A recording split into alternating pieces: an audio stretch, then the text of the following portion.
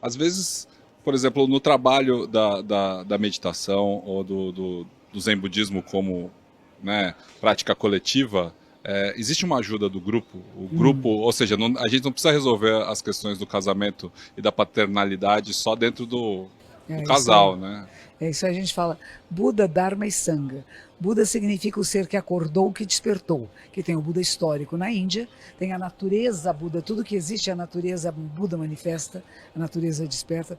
Então, nós temos Buda, temos Dharma, que é a verdade, a lei verdadeira, o que rege a vida do céu e da terra.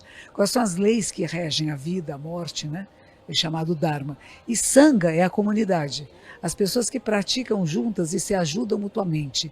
É como uma família, mas o nosso é a grande família. Não é a família só biológica, é a família da convivência. As pessoas com quem convivemos e que temos mais intimidade, que nos apoiam e também nos cutucam para que a gente seja melhor. Com certeza. E essa divisão, estar aberto a isso, É. é difícil. Não ficar de mal, não ficar bravo. Eu tive um casal que quando eles foram se casar, eles fizeram, eu falo, vocês escrevam seus votos de casamento a 4 mãos. E eles escreveram, não tinha fim, tinham 5, 6 páginas de votos. Mas uma coisa que eles repetiam muito é, não iremos dormir de mal. Isso é muito importante. Vamos fazer as pazes antes de dormir. E os pais dele estavam presentes. E eu descobri que os pais ficavam de mal vários dias, com recadinhos na geladeira.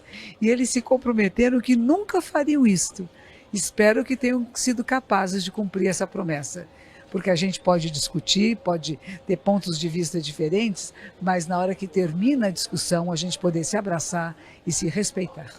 Saber deixar passar, né? Deixar que Não guardar o rancor. amor tem que vencer sempre. É preciso amar as pessoas como se não houvesse amanhã. Isso, e como elas são, não como eu gostaria que fossem, não como elas sendo como eu queria que fosse.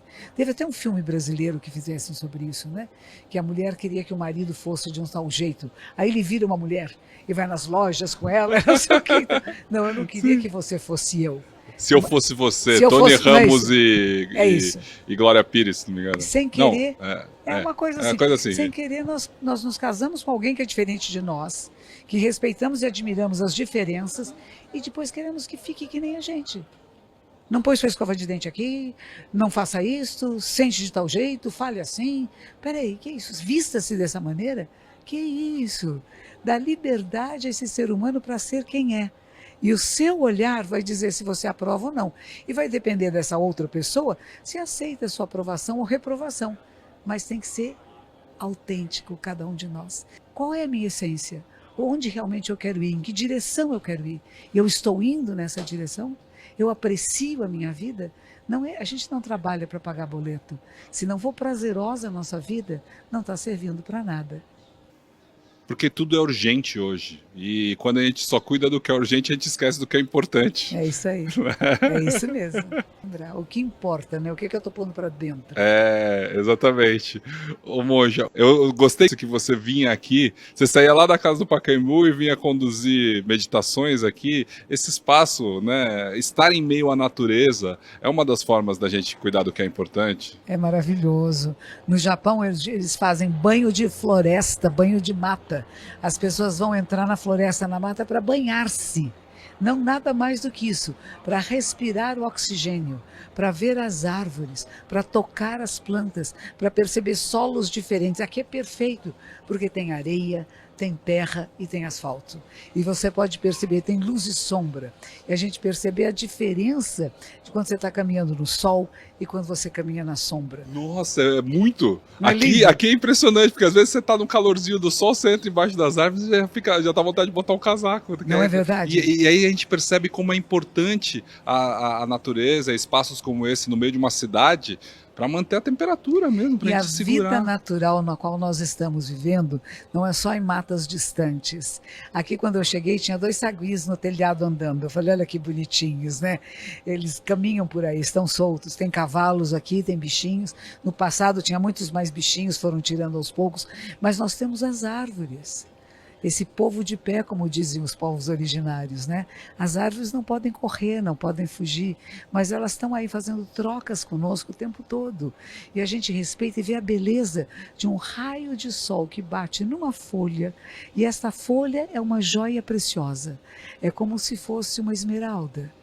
É precioso isso, e a gente esquece. A gente quer ir numa joalheria comprar joias, quando a gente tem as joias à nossa volta. E estamos vivendo no mundo natural. Temos baratas, temos passarinhos, que é a vida natural. Então a vida natural não é lá longe, é onde estamos, mas temos que ligar nossas anteninhas, como dizia minha superiora, e começar a perceber que nós somos seres naturais, que vivemos em lugares naturais e criamos algumas coisas que é natural da espécie humana criar. Agora, como que usamos o que nós criamos é que é a diferença. Senão nós somos usados. É que nem vinho, açúcar, sal. Você pode gostar tanto de sal que a comida fica tão salgada que perde o gosto. Gostar tanto de açúcar que vai ficar com diabetes e pode levar à cegueira. Você pode gostar tanto de álcool que você não sabe mais o que está fazendo. E Buda dizia: a coisa mais preciosa é a consciência. Jamais perca a sua consciência.